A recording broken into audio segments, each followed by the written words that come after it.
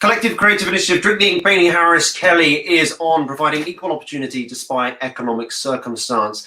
The time is 3:30. I don't know about you, but it's completely chucking it down and I am freezing in this room. But don't worry, we have an hour's conversation that will really warm our hearts. We're going to just jump straight into the thick of it. Those that are visiting the Collective Creative Initiative for the first time, if you ever want questions throughout this with comments down here. If you are a subscriber, you get 12 months free access to backstage resources and act as most trusted source for career advice and casting opportunities. Omar is backstage. We've been having a conversation and nearly went late because I just love listening. Let's just jump into the thick of it right now and resume our conversation. We can fill you in. Omar, hello.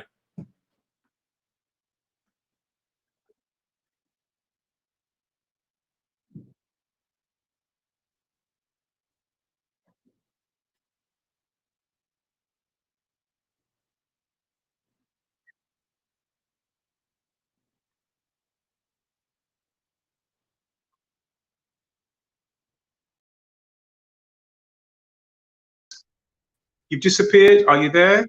Oh yeah, there. There was You're just there. and now we're fine again. So what's happened is what's come up into Twitter quite a lot is the subject of students and actors being made to feel lesser. I would say the word lesser, or bullied. Now I want to discuss this a little bit because it's something that when I was a young performer, when I was at dance school, I went to The Place in 1984 to 87, and a teacher there, I'm not going to say the teacher's name because she's very old now and it's just, that's another time.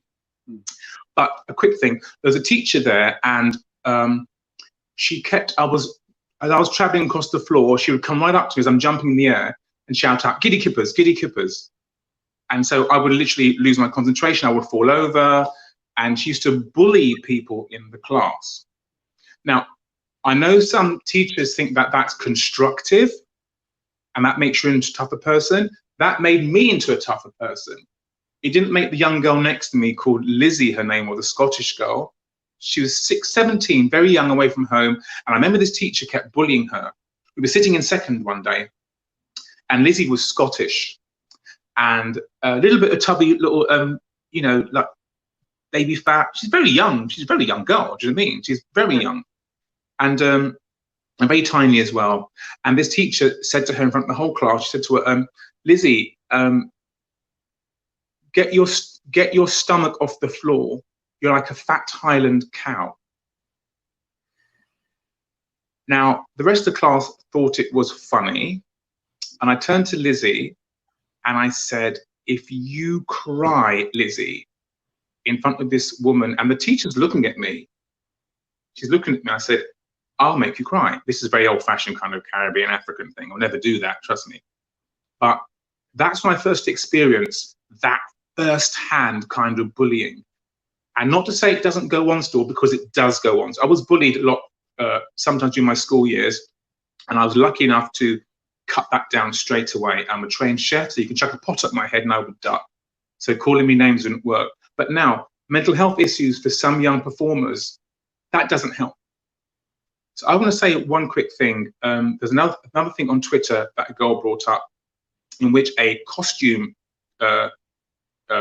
wardrobe person said, "Well, you're also, you know, you're covering or alternating this role, and I suggest that you wear I don't know if they're called Spanx or something, sort of pull your stomach in." She said, because you're too fat for this dress and you're going to fit into it.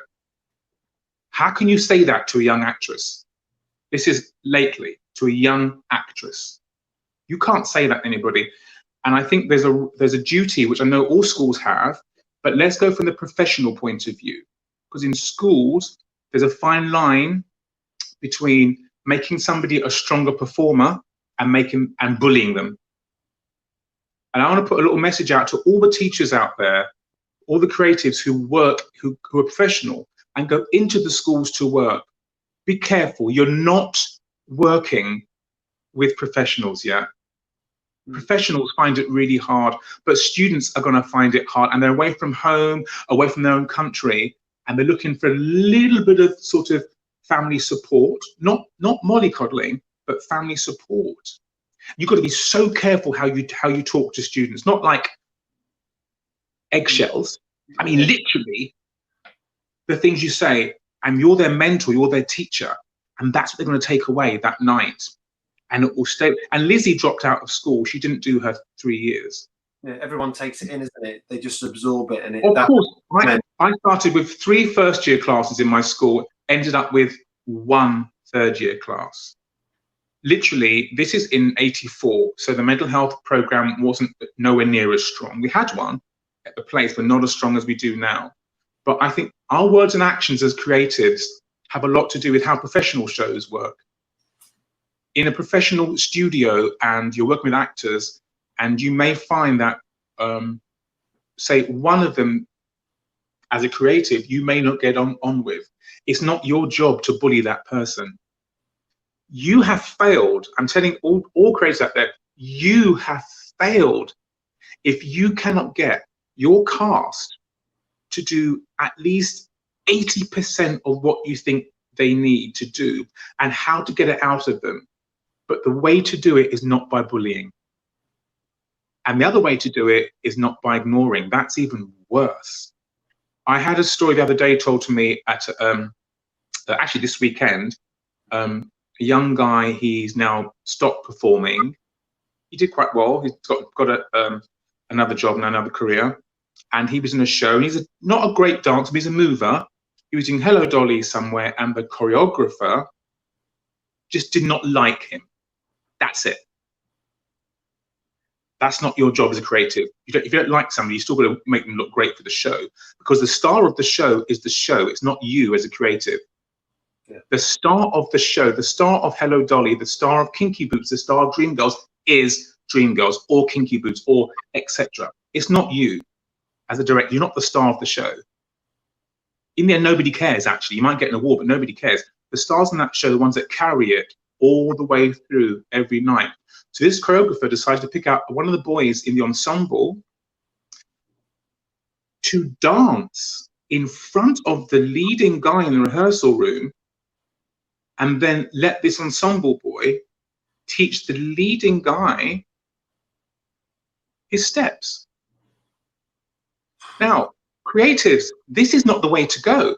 So this guy literally said in the break to the ensemble, "Do not stand in front of me." And so when they began rehearsing again, the choreographer went, oh, we're down to this, are we? Yeah, you are. That's your job. But if you find as a creative, you've got to bully people and make them feel small to make yourself feel empowered, you're not a creative. You're a dictator. Yeah. So I want to put a rule, and it's not a downer on this conversation, but I've got to speak about it. I don't like when creatives in professional theatre do that. And if they do, directors, you are at the helm.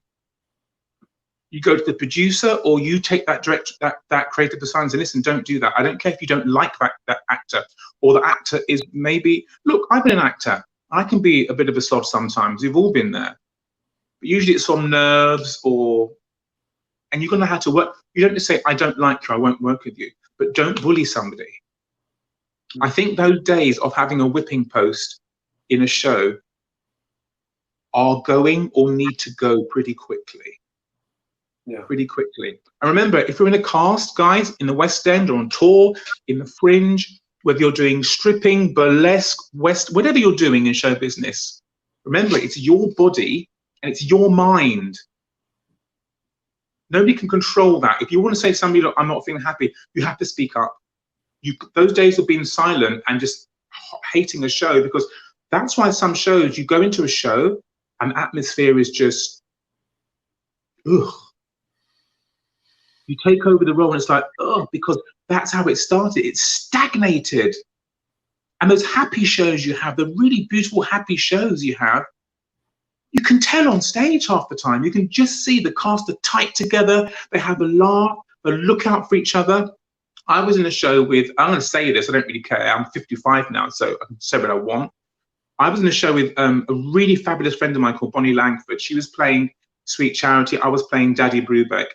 but the guy who was choreographing was restaging Bob Fosse's work. He was a Bob Fosse protege.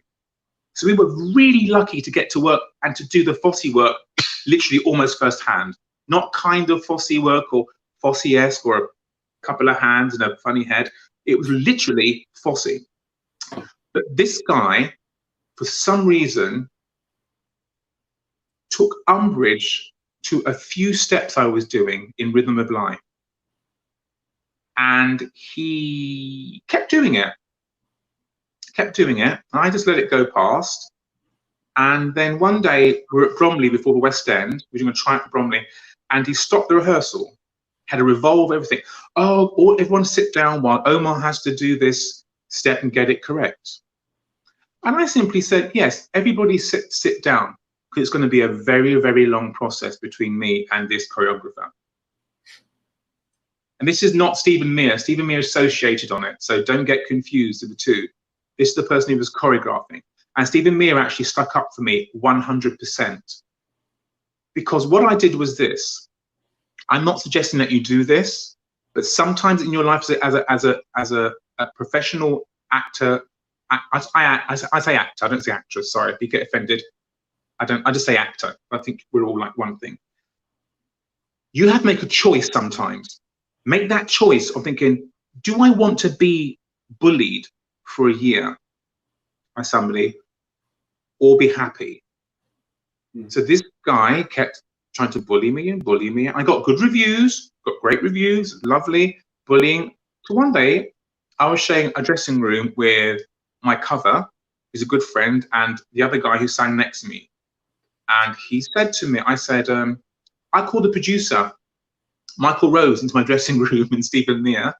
And I said, as from the last show today, Saturday, I'm leaving. And they were like, what, how? I said, I don't care if I'm contracted, you're probably going to sue me, that's great. I'm not saying you do this, people. I'm just saying at some point in your career, you must stand up for yourself somehow, if you feel you're being bullied. And I said, I am leaving. I said, Colin knows the whole routine, he knows everything, he sings better than me anyway, he's fabulous. And they said, why? I said, because I'm not going to be somebody's whipping post in a show.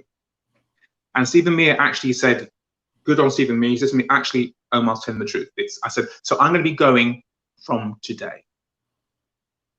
And then that person who was restaging Bob Fosse's work was sent home.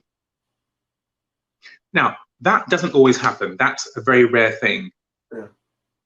But it doesn't mean you've got to be in a show and let any creative person bully you. And any creators listening, you may not think you've even done that, but stop it. Stop it. We don't need it. And especially in this climate, when theatre comes back, it's going to be dog eat dog and so hard. Let's be like this. If you love your cast, they'll love the show and they'll love you, and you get the most amazing performance. And remember one thing, the star of the show is actually the show. The star of the show is actually the show. Not me as a director, not so-and-so as a choreographer, not a lighting man, not a sound man, not costume design, not set design. The star of the show is the actual show. And then we all can get inside it and become stars. Hooray!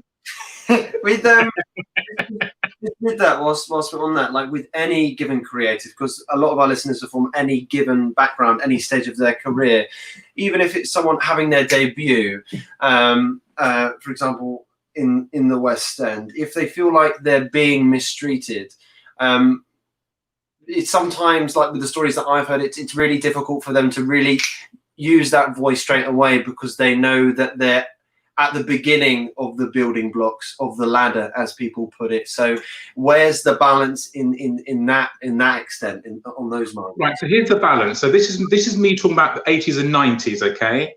So I was a very Bolshevik type person from being a chef. Now, if you're a shyer person, you will always find that if a career, and listen, I'm going to say there's a lot, most creators are lovely people, so don't get me wrong. I'm going to give some ammunition.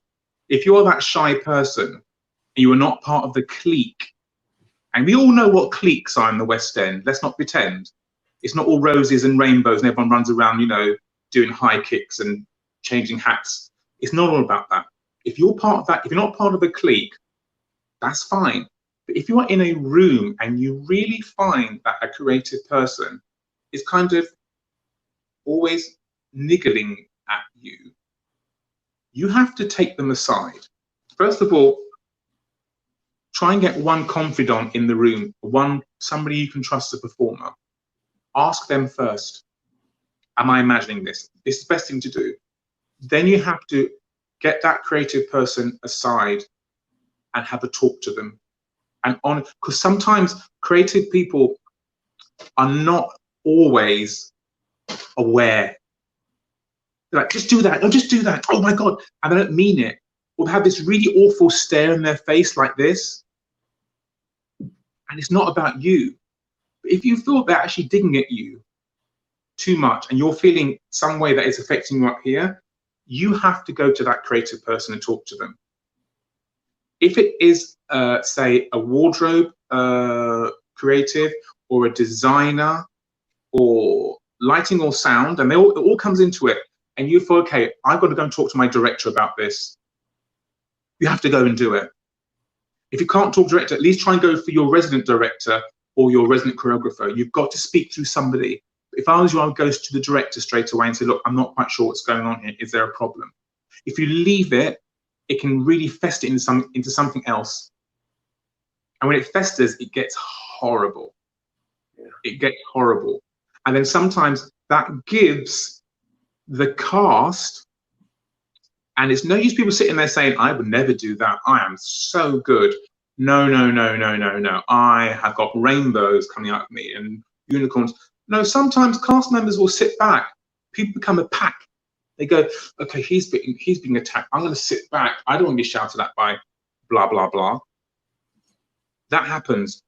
As a cast, sometimes you literally, all of you, if you're listening or not, but to spread the word, as a cast, if you find someone being bullied like that, you've got to gather around them as a cast. You've got to gather around that person as a cast. And one of you or the person has to go to that director and say, look, there's something not right here.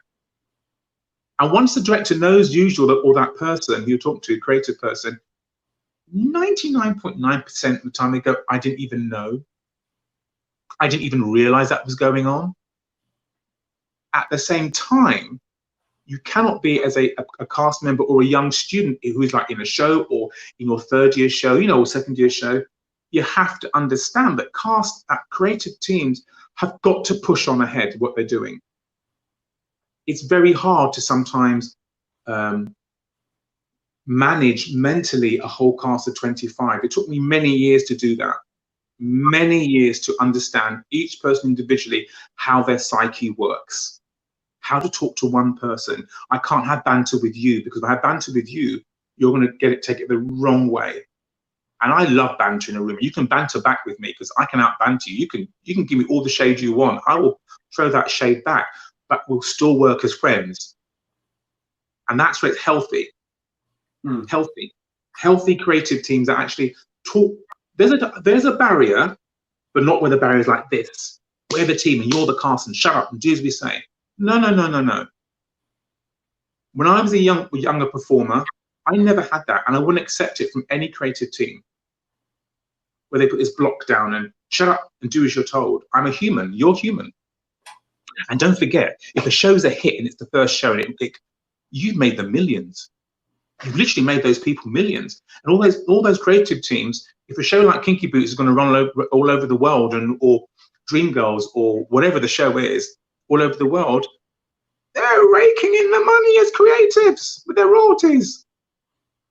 So they owe you a lot. Creative teams owe performers a lot. Exactly. That's what I think.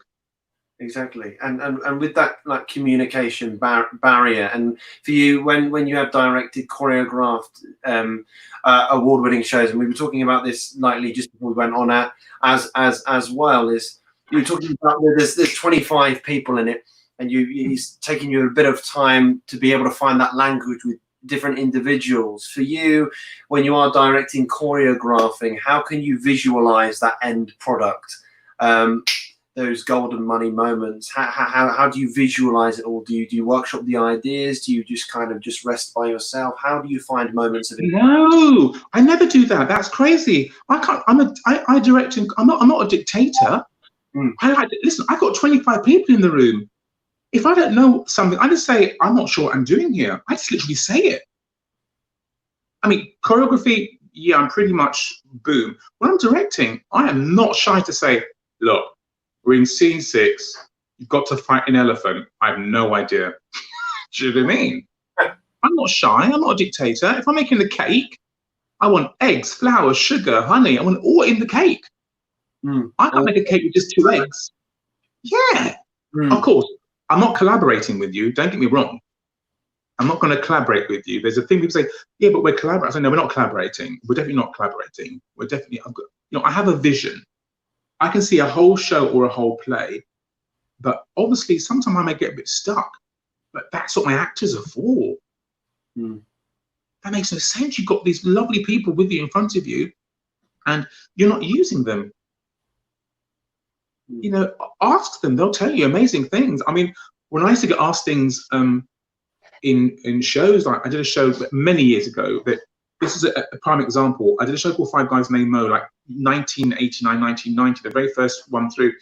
And we were asked by a fabulous director, he's in America now, called Charles Organs, just a brilliant, look him up, Charles Organs, Augins, Charles. He would say, oh, no, try this out, and then we'll try, what do you think? And he'll ask us questions. And that's when you get these amazing shows, but you're not collaborating. Actors, don't get confused with collaborating and giving suggestions for your character. You're not collaborating.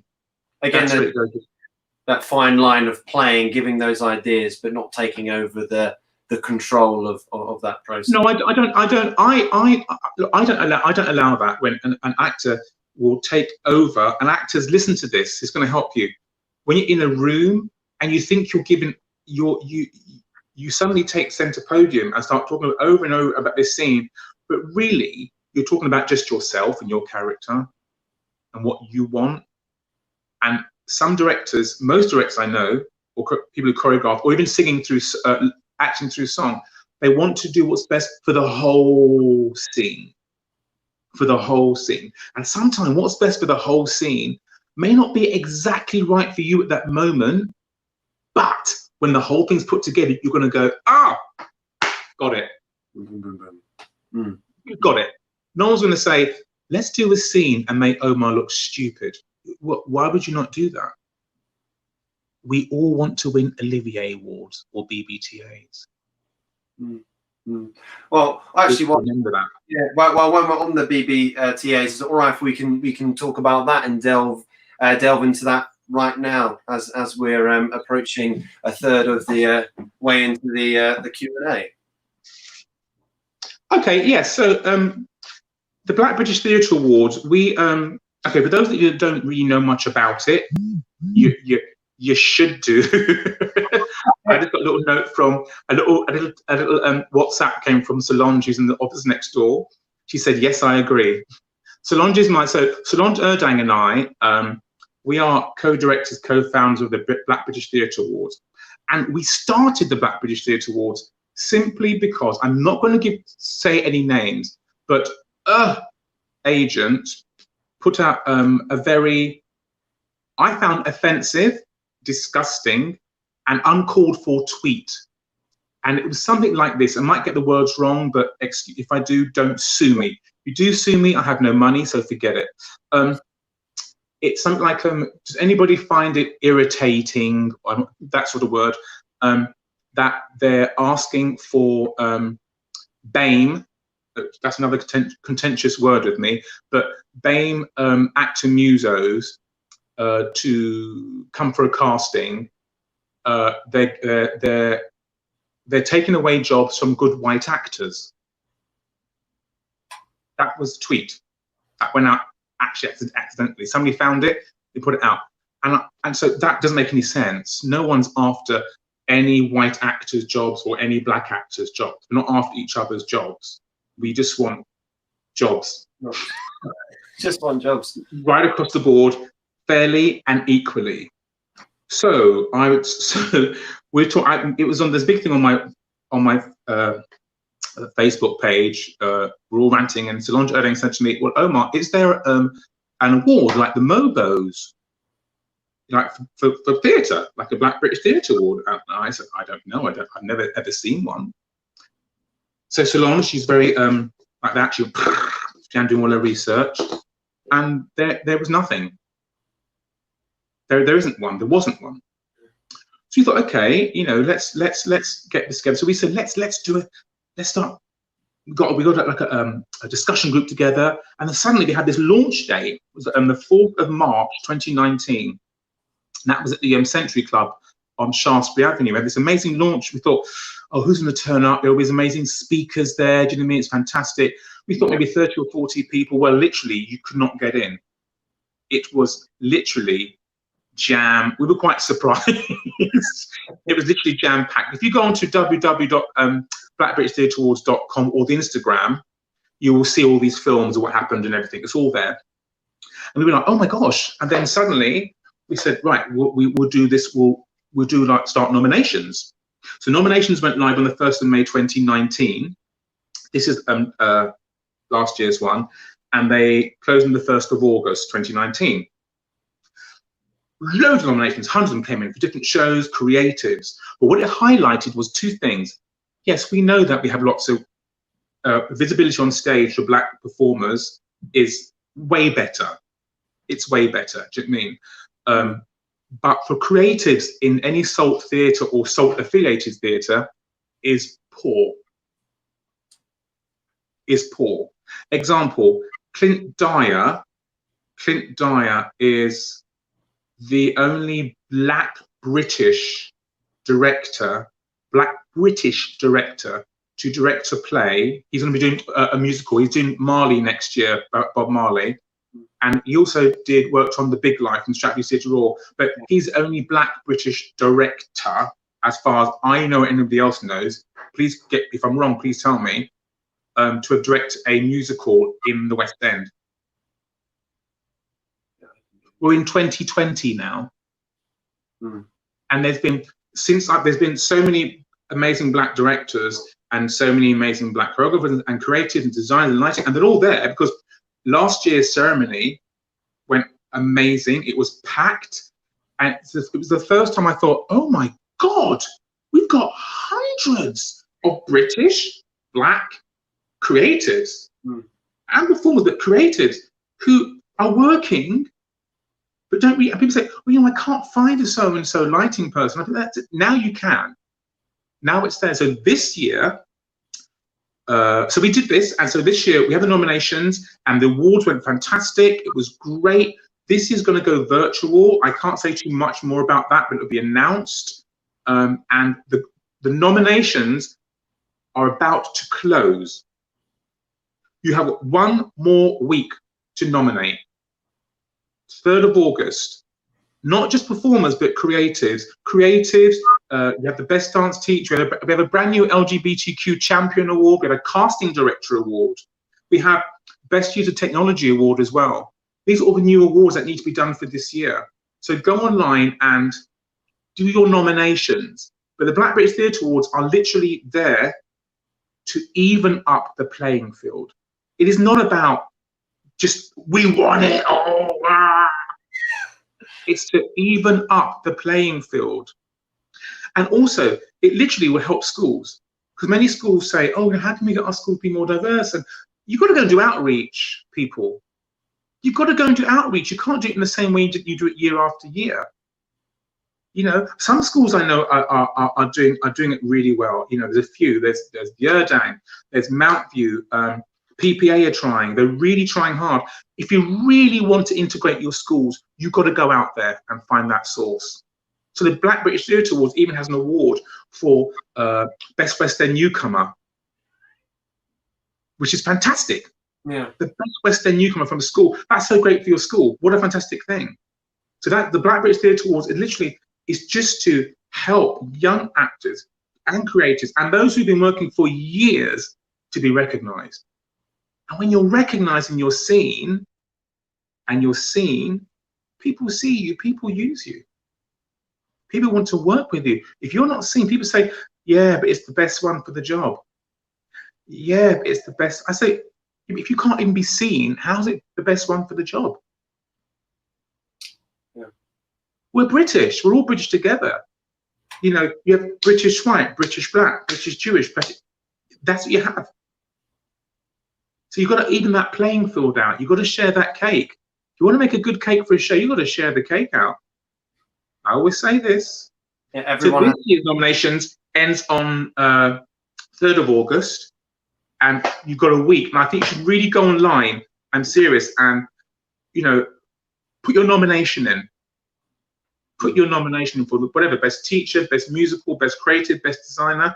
If you don't know, do some research. Let's do some research. It really helps. And everyone will always be able to have their own opportunity to shine at any given moment. And of course. And I'm the only man working with a team of most fantastic women. And it's a completely diverse group. We're from everywhere. And I'm the only man, and I'm gonna be honest with you, and men, I know you're gonna be like that, oh, you're so horrible to us. But it's so lovely. It's just so good. It's just so good. And that's what I want. What I have when I work with all the women I work with is that kind of feeling when I'm directing or choreographing young people or actors, professional. I try and bring that sort of thing to the room. Try and bring it to the room, creators. You haven't got to be tough, and you've got to be tough. Don't get me wrong. You've got to be tough, but don't be a bully. If you're going to be bitter, go and suck a lemon. For those who like interestingly with the BBTAs, those that are still trying to find their voice, build on ideas, want to try and even on a smaller scale showcase talent, like something like the BBTAs, where was the first thing? Obviously you had the initial idea, did the research, but how, for something like that, a lot of work had to be put into it. So for those that want to work on an idea, how can they start to really develop something in which they can really voice? So let me say this. In October, we are starting Black British Theatre Award outreach. Literally. So these dates will go, the age groups, I maybe get, this is rough what it is, but the age groups go from 12 to 14, 15 to 17, and then 18 to 20 upwards that's for more the adults. So we're doing an outreach, so you can actually, it's all going to be done online, virtually, because obviously we don't know where we are yet with the whole COVID situation. So I'll start from there. If you're not even quite sure what you want to do, but you want to do something in theatre, we're having an outreach day for performance, design, set, costume, lighting, sound, everything. And then the older ones can have, obviously do it online as well, but we'll have mentorships. Now the mentorships after that will go on for a whole term.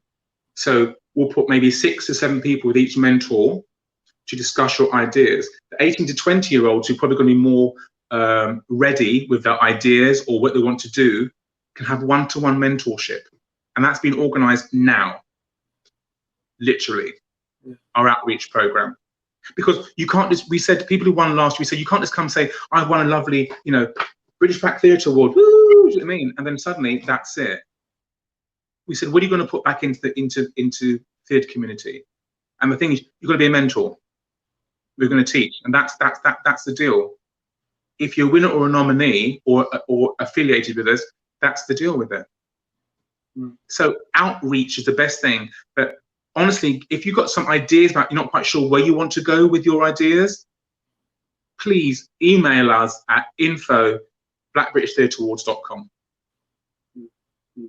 Most definitely, yeah. Everyone that's tuning in, and for those that are watching on playback, please do that, because it's an opportunity that's very much needed now, and is coming into fruition.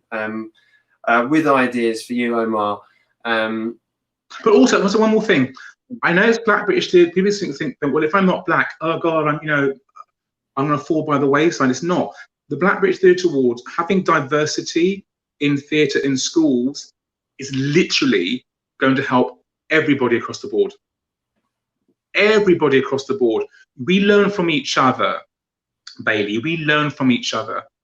Look. Most of the dance forms we have in the schools are black-based dance forms, right? Yeah. Contemporary, jazz, all these things. I've heard some. Oh, it's Bob Fosse. No, Bob Fosse wasn't. He's not the creator of jazz. His style, but not jazz. So we all learn from each other.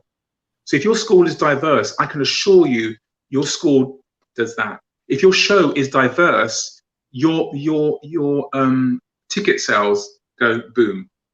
You get a whole new structure of people coming to see your shows. It all fits in. We're theatre.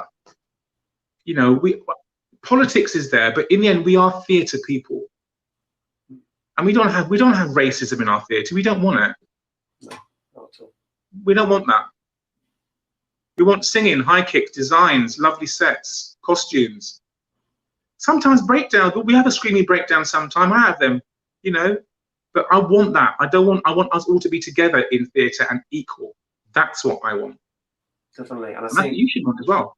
Yeah, I think that, like, with that as well, like, not just those creatives like in the shows, but like the audiences as well. As soon as that's hacked away, like, even because of COVID, but it's more than that. It's more than COVID. I think the audiences will become larger and have more of an appreciation of every single part of the art forms, because they have been able to really open their eyes during these circumstances. Yeah, we have. I think theatre, look, in theatre, we've been in a big bubble. Let's not lie, we live in a big bubble. We all like to go on stage and wear a lovely hat and say, oh, it's lovely. Do you know what I mean? Or make a lovely costume. We're in a bubble. But I think COVID's forced us to come into the real world a tiny bit. Like, yes, it's hard without a job. We can't just dash off down to Groucho's or the pub and have. We have to really concentrate on what's real, to be human. And I think all that concentration on being human is going to bring back another form of theatre. People will appreciate when they're in a show now. They can look around and say, oh yeah, my show does need some mixture. Not I'm in a show, I'm bored now after 6 months. That won't happen anymore. If it does happen, people, and you're bored after 6 months, get out. Go and do something else. Let someone else do your job. Because you've had theatre closed down. When theatre starts again, we don't want that. We want a positivity. Appreciate your shows, appreciate your cast. Creatives, appreciate your casts. Producers, appreciate your creatives and your casts. Sometimes pop into the room if you can. If you're in London, if you're doing a show there, pop in and say hello. Anything small. Send some snacks, some water. You don't want to sit there in the background because you're a massive production team. Well, we haven't got time for that. You do have time for it. Check in with your production team and see what's going on. If you're an actor in a show, or if you're a creative in a show and you feel you're not being appreciated, say something. And actors, don't literally attack your creative teams over everything, because sometimes we just don't know. And we're just trying to figure it out, exactly like you.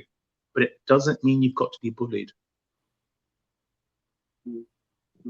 With the uncertainty that we do have, just going back to that sense of mental health for you, when things do get a bit too much and there are pressures surrounded, what do you do just to really center your core and just breathe and look after yourself? Listen, I stop. If I'm working on directing and choreographing, sometimes I'm directing 2 things at once, literally like that, and it's hard. You have to make time for yourself every single day. Every single day. If you're creative, you have got to make time for yourself. You've got to sit down for 10, 15, 20 minutes, half an hour somewhere. If you want to take your lunch and say, I'm not doing a working lunch, I'm sorry, today I'm going to go away and have my lunch. Or when you go home and say, listen, nobody call me, I'm not answering emails, I'm not answering phone calls, and that's it. Set that day aside for yourself. You're not an automaton, and the show literally will not fall apart without you for a few hours or one day. It just will not. Trust me, because that's part of our ego as performers. And think, well, if I'm not there for half an hour, the whole show is going to fall apart, and I won't be able to have my hat sewn properly. Yeah, you really will. Or, oh, I'm the director and I've got to be in that room. I was half an hour late and now the whole show is going to fall apart. No, it really, really won't. So check your ego. We all have a big ego in theatre. Take that time for yourself. If it's got to be a day off, it's got to be half an hour, 10, 15 minutes. Take that time for yourself. Do not answer your phone. Do not put music on. Do nothing. And do not think about theatre. For goodness sake, don't always think about theatre because you're in theatre. You've got to always, we always feel it as directors, especially, we've got to always be on, performers, got to be on, performing all the time, performing, I'm performing. You don't have to really, no one does that. No one gets on the bus going, look at me, I work in IT. No one does that. Give yourself a rest and stop. Because that's the worst thing for mental health in theatre, is where we think we haven't got time to stop and take a even 10-minute break. You do really. You do really. You just think you don't. You think you don't sometimes. You can. Even Solange runs a CEO of a gigantic school, the Urdang. Even Solange has time to say, okay, stop. And she just stops for a while. That's it. Just no emails, nothing. I like that. I run a production company, not a big one, but Okai Collier theatre company. It's more recording stuff now. I would say sometimes, yeah, stop. I'm not answering a phone call or an email about anything. That's it. Take off time for you. Don't let your ego think that without you for a few minutes, a few hours a day, that the whole show is going to collapse or theatre piece. It just isn't. It just isn't. It won't. And that's the worst thing for mental health in theatre, is people not taking out the time to let their brain just stop. With time. Watch this. Stop for a second. Just stop for 10 seconds. Take a deep breath.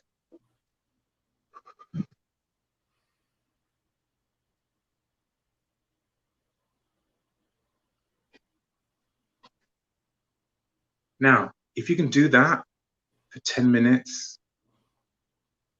10 minutes a day, just like that, especially in theatre, I can assure you we can reset you. Just 10 minutes in a day.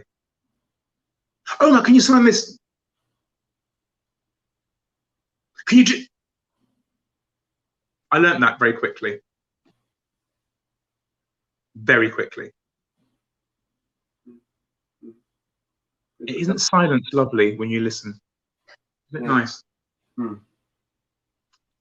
Like with regards to tools and learning quickly, just with the advice and the knowledge that you have gained, just for these listeners right now, and I can see the numbers are going up even more as we go through this Q&A. Is there something that you hold really close to your heart when you're when you do find those challenges of the job and versus the home life? Do you think of something that really just helps you reset in a different way as well, not just stopping, but thinking of some words or a book or a film or a piece of theatre that you like to always reflect back on?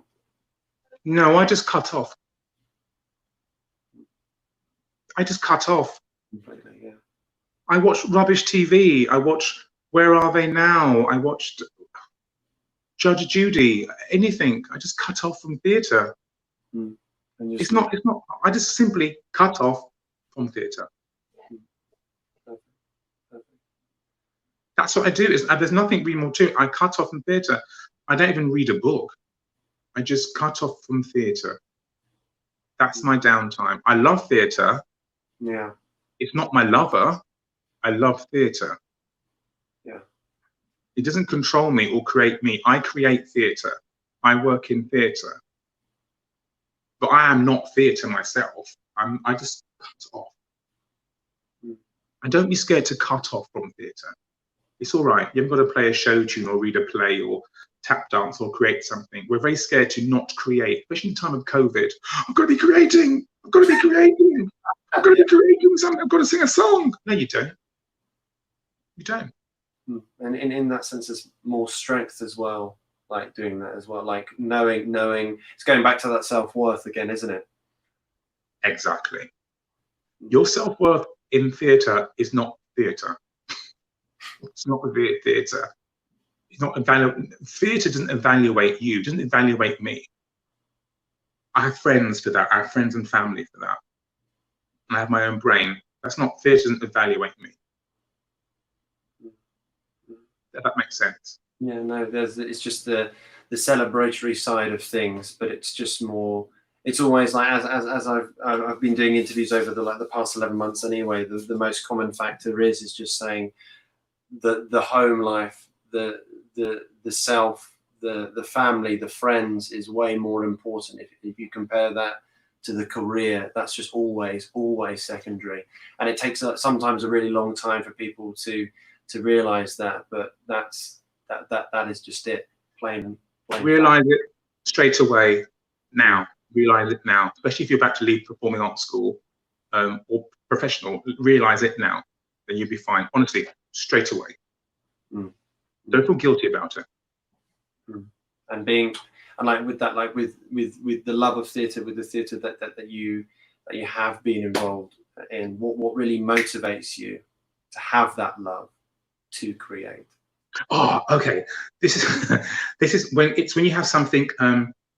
Okay, there's two ways. If it's something brand new, like a brand new piece, do you know what I mean? Like, and people are saying, "Oh my God, how are we going to stage that? It's not impossible to do." That's my love. Or getting a piece that is so old and cranky, and like, oh my God, we've got to do carousel again. How do we do carousel differently? How do we show them, doing that lovely big? That's my excitement. And the team you work with, the team are great. It's when you have a really good team that want to be a team, not individual, a team, and a cast that is happy to be there and wants to help. That's what I love about. That's what motivates me. And with those projects as well, like how do you get the vocabulary exact so we really truly know the world in which we're seeing is presented to us? Okay, listen to your cast. Listen to your cast. I just don't find it very hard to explain. Listen to your cast. Ask them questions. Have your own ideas. Try out the things, but listen to your cast. And sometimes, in scripts, there's certain words that maybe a cast member can't say. And just say, how would you say it? What would you say? And you get these fantastic ideas suddenly go boom in your head. It's just listening and watching.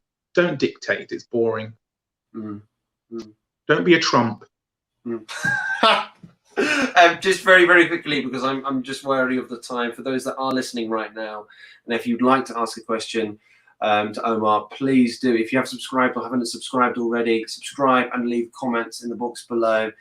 We have only got nearly approximately 10 minutes remaining, so please do. There's a slight delay, so if you've got that question and it's there, type it down quickly, because there's people tuning in from Ireland, Hong Kong, you name it. So please subscribe and comment below. We have 10 Hello to the Irish. remaining. Hello. My heritage. I'm part African, part Irish, part Brazilian. So yeah. Yeah. It's just like just actually whilst with that, and we're approaching the final segment, just getting to know more about you and your journey, just for those that might have not come across it already, just getting to know about the person that we're hearing from right now. Oh well, I had a really weird journey, because I left secondary school and I thought I want to be I'll be really quick. I want to be a man that delivers babies. When I was a kid, didn't work out. I thought, well, I want to be a person that cooks on a cruise ship. It's just really bizarre. And I thought, I want to be a chef. I trained to be a chef. Done 2 years, cuisine chef, was a good pastry chef, can cook. And I thought, no, you know what? I really want to be a performer. My mother and my grandmother was part of a a dance group called the Ballet Neg, Britain's first British black dance group before Alvin Ailey came here. They used to tour Europe. My grandmother was in them, Annie Barnes. She was also in the very, very first cast that were in, they did Showboat here, and they brought Showboat here. And she was allowed to dance in the front lineup of chorus girls because she was a light-skinned black girl. That's how it was then. And so she was part of the Ballet Neg, run by Berto Pasuka, and my mother also joined, and my great aunts are in it as well. And my mother and father met obviously here. My great-grandmother and great-grandfather, they were Irish, my great-grandmother from County Mayo, Mary Cassidy, met my grandfather, and they in Liverpool, and they married, and, or did they marry? I don't know. They had my grandmother anyway, and that's the legacy there. And then my father and mother kind of met up, and they used to dance in a circus in Austria, touring Europe. She used to dance with a snake, a gigantic snake, and her snake, one snake died. They gave her another snake, and it was not a boa, it was what they called, they have the hood. Anyway, it bit her mouth and almost killed her. She got scarring into the mouth still. And my father used to dance on coals and on glass. So I think literally my whole DNA has been to be a performer. So yeah, so I became a performer in the West End shows, Sweet Charity, Five Guys Named Mo, My One and Only King, lots more shows around. And then I began my own theatre company, and I began directing, a theatre company I run with Simon Collier, Okai Collier. And then I began to direct and choreograph, and then literally I began to get bigger and better and do masterclasses in schools. And I've been working, lately I was working the last 2 years off and on in Shanghai, for a musical via Urdang International. And that was amazing, working with the young Chinese students out there, really, really good. So my career has taken me everywhere. I would suggest don't ever be afraid to step out of your comfort zone. Just don't be afraid to step out of your comfort zone. And if you can, if you're a student, please try and be an usher, somebody who ushers in people for auditions, because you can learn so much, I'm telling you, so much of what not to do and how not to behave. Because when you walk into a room, is the first thing they see is not just your face, but it's how you behave. How you behave. Whatever the schools tell you is fantastic and it's great, but you've got to be yourself. You've got and created in that room. When people come into the room, please, please take off your sour lemon faces and at least smile. Look up from your pads. This is look up from your pads. The person's in the room. When they're singing or acting, look, whether you like them or not, look at them. Look at them. They're human beings. Look at them. Give them that time in the room. You invited them. They might have traveled from some other countries. Look at them. If they're not what you want, say, oh, thank you so much, so much. Make them feel good. Because you're not paying them yet. They gave you a free show. Remember that. And with that, like constantly learning, having curiosity. We just have a quick question here from Nyara, a CCI regular. It said, theatre still has a long way to go for full inclusion of actors with disabilities. What has to be done to ensure that theatre is inclusive and authentically reflects our diverse world? What has to be done? Well, I'm going to say something really probably controversial, and I'm going to say it very easy. First of all, producers. Producers have to put their money where their mouth is. They don't do it. I don't know why. Directors and choreographers, open your eyes up.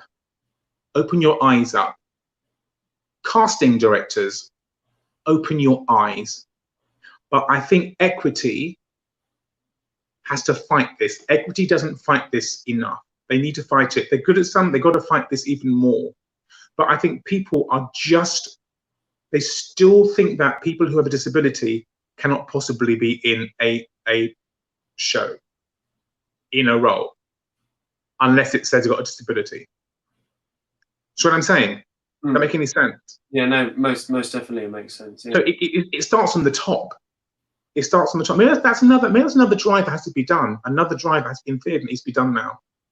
We have a diverse colour drive. There's no diverse. I don't enough. The drive for disability inclusion is not big enough. Grey Eye Theatre do the most amazing work, and their shows have gone all over the world. Brazil a lot. They did like Reasons to Be Cheerful about Ian Drury's music. That was fantastic. But that's like there's a few theatre groups like that, but they should be integrated. It shouldn't be like, oh, that's a disability theatre group. You're over there. You're over there. Then there's us. I don't understand why they can't integrate. That's just basically it's laziness as well. Half of it is laziness. The other half is making theatres accessible for actors backstage who are disabled in many ways. It's lots of it is just laziness, and that comes from producers and creatives and casting directors and writers and writers.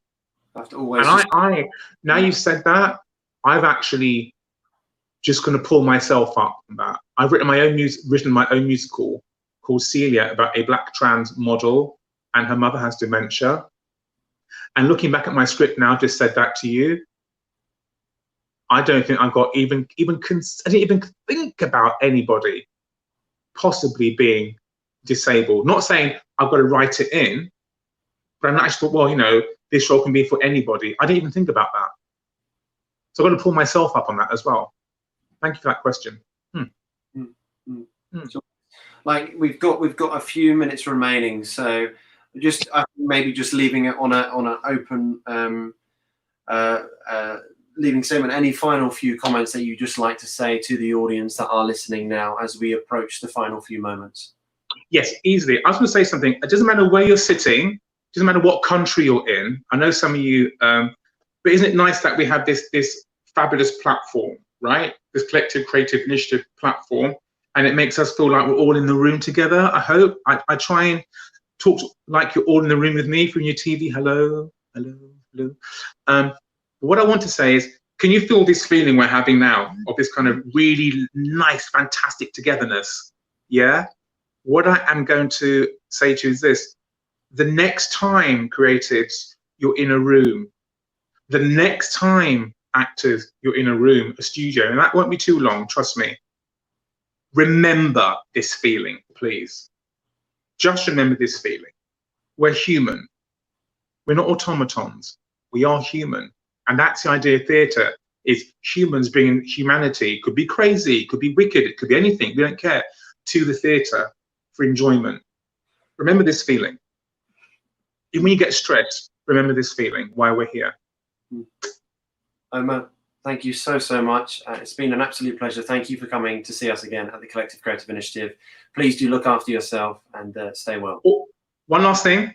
If anybody wants to send me any questions to be asked still, all they have to do is send it to Omar at blackbritishtheatreawards.com. I've got it. I'll put that in the chat now. Fantastic. Yeah. Signing out. Amazing. I'll catch you soon. Look after yourself and stay well, Omar. Everyone. You too. Take care. Yeah. Bye-bye. Right, everyone. Oh my goodness, what a sensational Q&A that was, and how generous Omar was with his time. Ladies and gentlemen, please stay tuned, because up next for today, finishing the day, we have a wellness session with Laura White at 5:15. We hope to see you there. Look after yourself, and thank you so much for seeing us again here at the Collective Creative Initiative.